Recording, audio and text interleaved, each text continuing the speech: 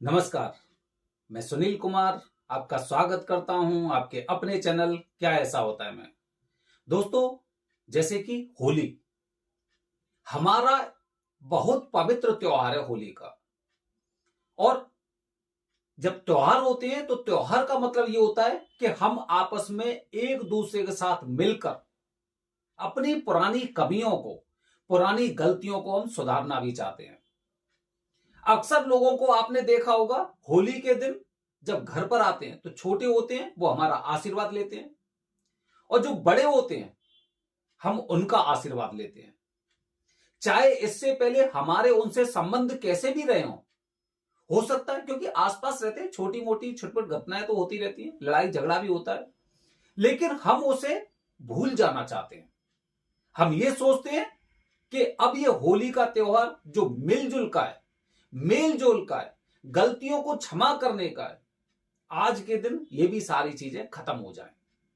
इसी तरह से दोस्तों, जब हमारे ऊपर कुछ दोष होते हैं तो हमें उसके निवारण के लिए भी कुछ ऐसे उपाय करने चाहिए जिसकी वजह से हमारे जीवन में जो भी समस्याएं चल रही हैं, जो हमसे भूले में, बिसरे में, जाने अनजाने में कुछ गलतियां हुई हैं, उनके लिए हम कुछ क्षमा याचना कर सकें, या फिर कुछ ऐसा हम कोई कार्य कर सकें जिससे हमारे वो दोष खत्म हो जाए।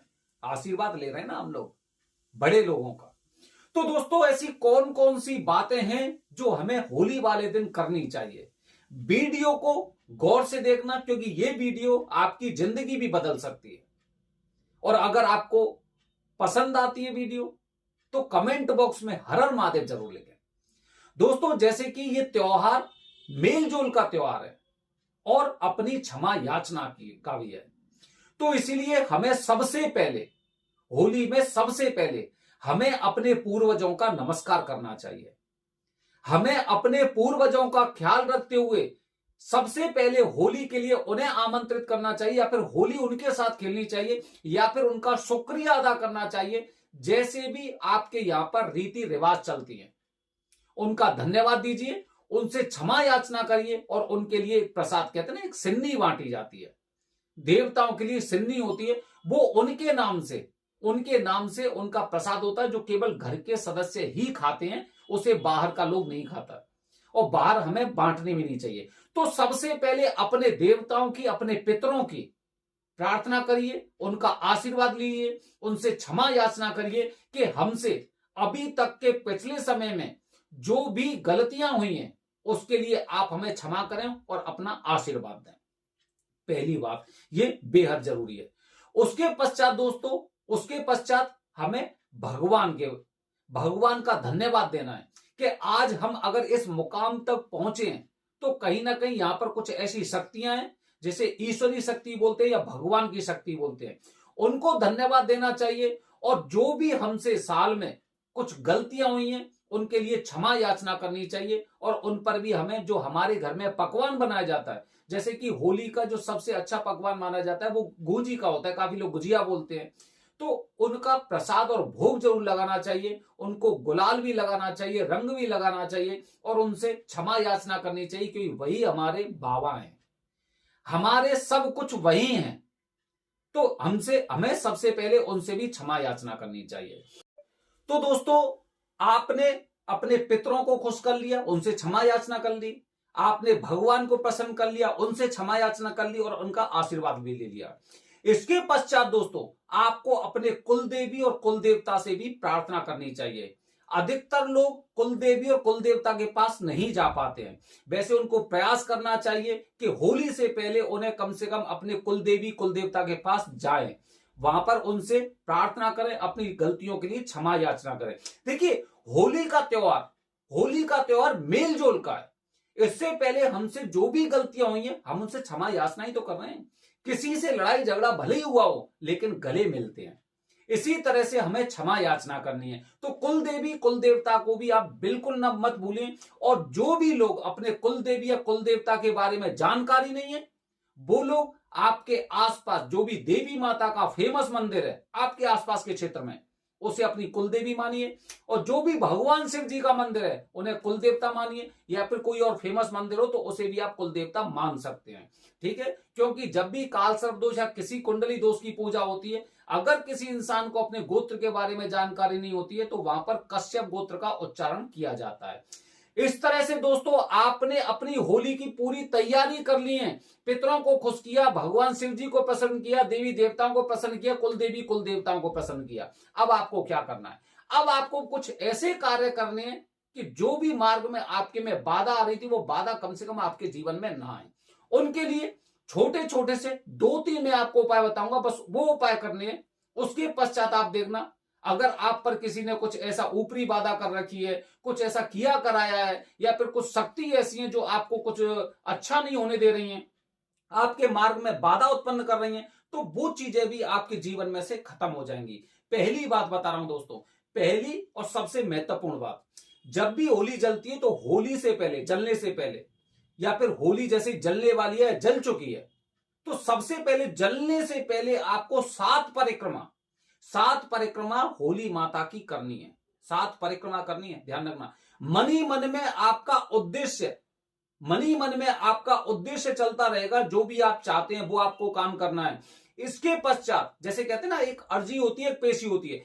एक होली जलने से पहले आपने भगवान से प्रार्थना की है, आपने प्रार्थना की और चक्कर लगा रहे हैं। इसी प्रकार जब होली जलती है तो जलते समय आपको अपने घर में से एक नारियल लेके जाना है, जो जिस पे जटा नहीं हो, और थोड़ा सा कपूर लेकर जाना है।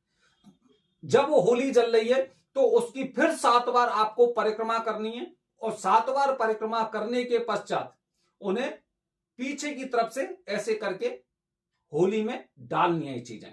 होली में डालने के पश्चात आप वहां पर माथा टेक के उन्हें नतमस्तक प्रणाम कर सकते हैं, दंडवत प्रणाम कर सकते हैं, या फिर जिसे हमारी तरफ बोलते हैं ढोक देना।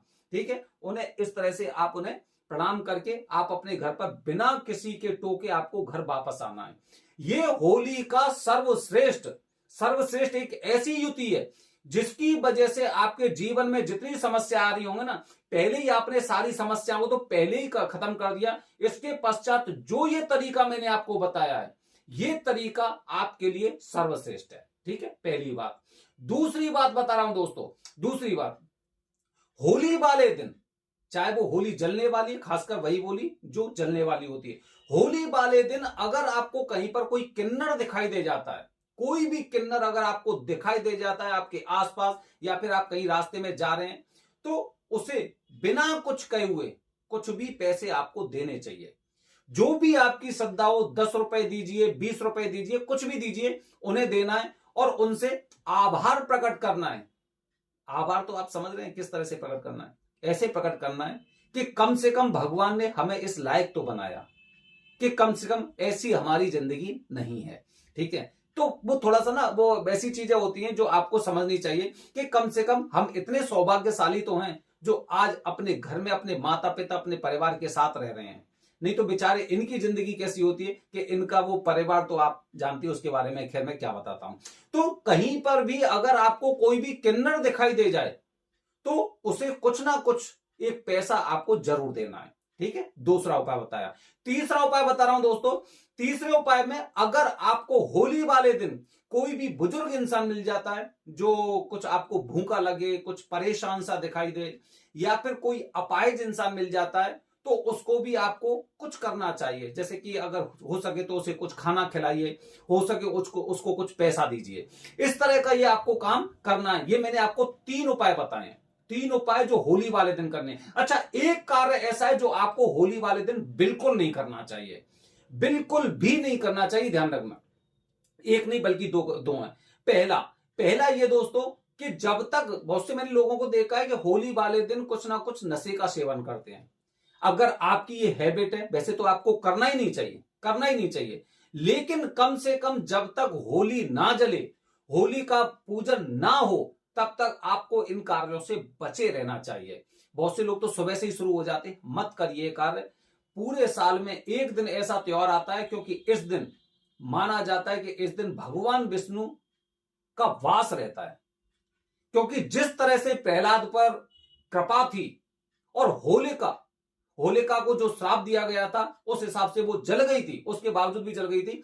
लेकिन भगवान विष्णु का वास होता है, और अगर आप इस समय कुछ नशे में रहते हैं तो भगवान विष्णु नाराज तो माता लक्ष्मी भी नाराज। तो ये कार्य मत करिए। और दूसरा महत्वपूर्ण कार्य दोस्तों, मैंने होली वाले दिन काफी लोगों को देखा है जो जानवरों के साथ होली खेलते हैं। आप जानते हैं जानवरों को रंग लगाने का मतलब यह है कि आपने एक ऐसा कार्य किया है जो क्षमा के योग्य नहीं है। क्षमा नहीं मिलती ऐसे ऐसी चीजों में, क्योंकि जो रंग होता है, चाहे वो गुलाल हो गया या कुछ भी हो गया, ये जानवरों की जो स्किन होती है उसको बहुत ज्यादा दुष्प्रभाव करता है। आप हंसी हंसी में या किसी कारणवश या अनजाने में लगा देते हैं, लेकिन उसका कष्ट उन्हें अपने मरते दम तक झेलना पड़ता है। मतलब आपने जाने और अनजाने में कुछ इस तरह का पाप कर दिया कि जिसकी वजह से आप पर इतने दोष लग गए कि इससे पहले जो भी आपने कार्य किया था वो सब आपने खराब कर दिया। तो दो कार्य बिल्कुल मत करिए, नशे का सेवन मत करिए, किसी जानवर को रंग वगैरह बिल्कुल मत लगाइए। ऐसा करने से आप अपने ग्रहों को कमजोर करते हैं और वो दुष्प्रभाव आपके ऊपर आता है। क्योंकि जैसे जैसे उसको कष्ट बढ़ेगा, जैसे जैसे उसके जीवन में कष्ट बढ़ेगा, वैसे वैसे आपके गण कमजोर होंगे, आपके ग्रह नक्षत्र आपको दुष्प्रभाव दिखाएंगे। तो दोस्तों, होली वाले दिन होली कैसे मनाए ये मैंने आपको बताया है।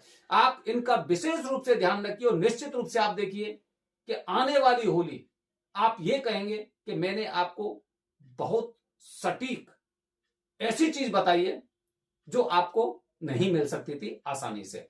बने रहिए हमारे चैनल के साथ दोस्तों। हर हर महादेव। हरिओम।